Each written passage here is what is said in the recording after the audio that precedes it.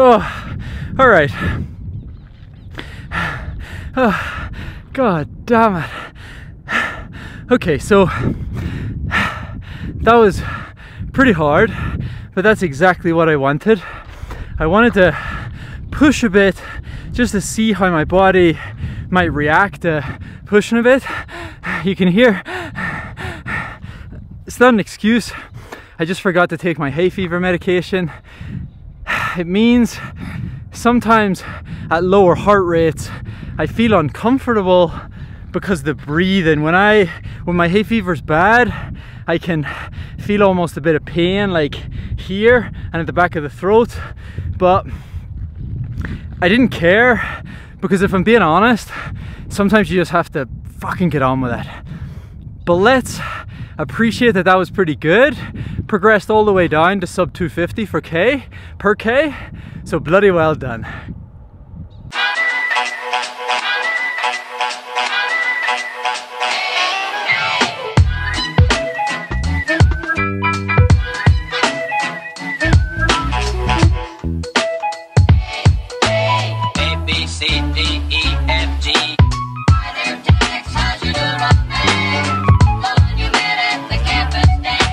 Okay, so it's session day, lovely location. This is Walnut Canyon, gorgeous place to train. A little bit windy, but that's fine. 5 times 2K, very original, short rest. I gotta go finish the warm up and then let's get into it.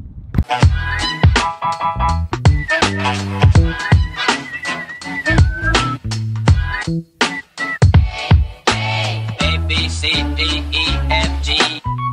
Warm up is done. That was 4K, 1640. I drive the Jeep to Walnut Canyon. I do some sort of like stretches, couple of drills, little bit of TheraBand stuff. Then I do 4K warm up into sort of more dynamic drills, those activation drills that I've showed you before or is on the website joggingroom.com. Now I'm going to do some strides, finish off the last sort of bits and pieces of those drills, and then get stuck into the session. 5 times 2K, 60 seconds rest. Not that concerned with heart rate and lactate. I know where I'd like it to be. Fucking really low would be nice. Not even gonna check it. Today I just want to start at 620, so that's 310 per K, and work down to 3 minutes. Sometimes in training it's more about to be a good runner, to be a good endurance runner, to race well on the track. That's a good session. Go get it done.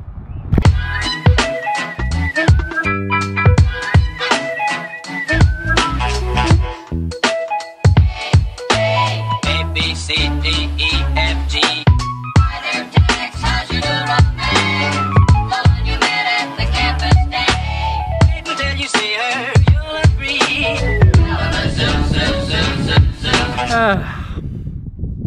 Okay, so job done. It's getting a bit windy here, which isn't the greatest for filming. So what I'm gonna do is go home, shower, make my smoothie, probably make my smoothie before I shower. I love that smoothie. Had one this morning, definitely have one again, brilliant for recovery. Then I'm going to talk you through today's session, little bit about the session in particular, how it went, am I happy about it, but then also I want to talk today about what I would call capacity. Today's session was similar to one that I did in Font Remo. I'll show you that. It was mile reps. Today, probably similar heart rate, same speed, but higher elevation. That session was at a time when I then went on to run 61:08 and 2:09 for the marathon. Does that mean that I'm that fit now?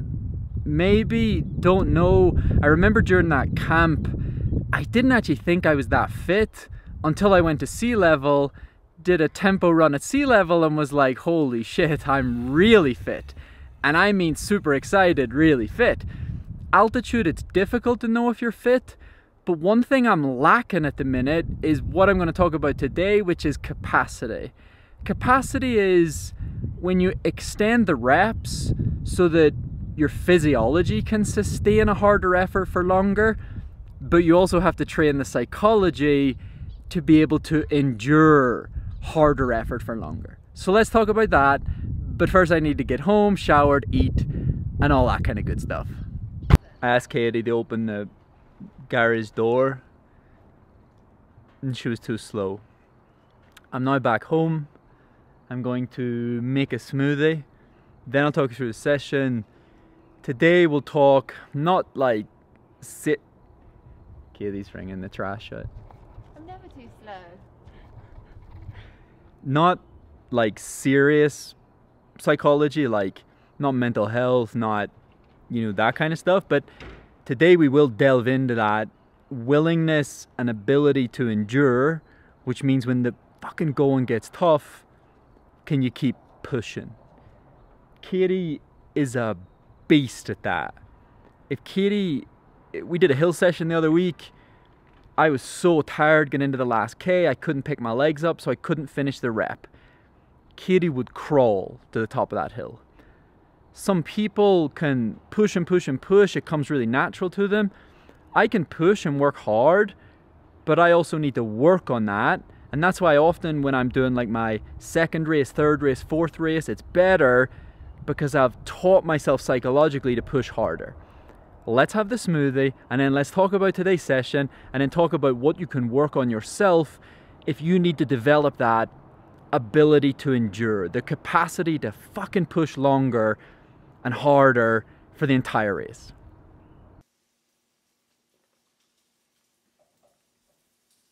So, there's big controversy over keep the beard or shave the beard. Katie's kind of pissed about the fact that I've still got it. What you're looking at right now is the only reason that I would shave it. I probably have 1 or 2 smoothies a day, and it is starting to piss me off. Okay, so let's get into this, but quickly, because I've took up a fair chunk of your time already. This session was good. There was no lactate goal, there was no heart rate goal. It was just get a good session done. 6:14, 6:08, 6 minutes, 5:42, progress a little bit too quickly. That was strong. They're good times. Sometimes your training just needs to be set up that you just want to get a good session done. And that means that sometimes lactate, you forget about it. Sometimes heart rate, you know, fuck off. And you just get a good session done, a session that challenges you. And that's what's going to lead me to talk about this ability to endure and that idea of capacity.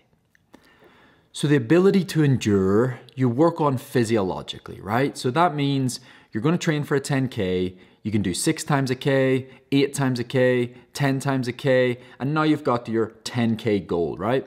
Then you can move it to 5 times 2K, and then maybe you could even do 4K, 4K, 2K, for example. So you're sticking around 10K, but gradually you're working your physiology almost like a prerequisite. K reps, 2K reps, 3K reps. You're nursing the physiology to be capable of sustaining 10K effort for 10K. It's that simple. You can move around the recovery, you can move around the rep length, and that helps the physiology. The other side to that, the other side to capacity and ability to endure is the psychology. My psychology is strong-ish. It's strong when I'm in a good place. It's strong when the fucking hay fever isn't bad. It's strong when I've done the right training. But when I haven't done the right training and I haven't nursed my body into both physiologically being capable of enduring for 10K, half marathon, marathon, but also psychologically. What I mean by that is when I ran 61:08 for the half marathon, I did a session very similar to what I just did in today's session, but then over the next 3 weeks before the half marathon, I did 3 mile, 2 mile, 1 mile, 1 mile, 1 mile. Then I did 8 mile in one go. Then I did a longer tempo but a bit easier effort, which was 12 mile in one go. And as you can see, before I stood on that start line of that half marathon, psychologically and physiologically, I had nursed my body to be capable of running 13.1 miles at a hard effort. And that requires both physiology and psychology.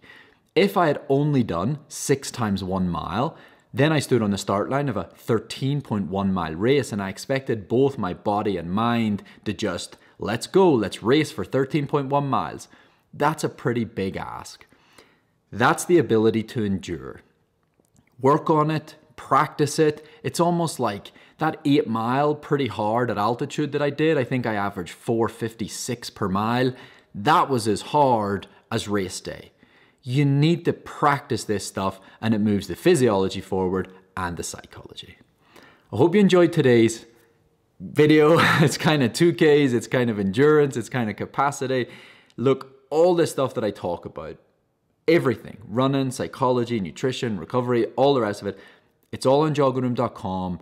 I think there's 10 lectures on getting the psychology in a better place to be capable of enduring the demands of running, which is really tough. So that's why don't always beat yourself up if you're not psychologically strong in the races that you do. You can work on it. It's a skill. You can improve it. Check out the website if you want to see more on that. But yeah, today was good. Even by my standards, I was kind of impressed a bit. But I don't ever believe at altitude you feel that fit. It's when you go to sea level and then you're like, holy shit, I'm flying. Or you're like, holy shit, I'm knackered. So let's pray for the I'm flying. But yeah, thanks for watching. Take care.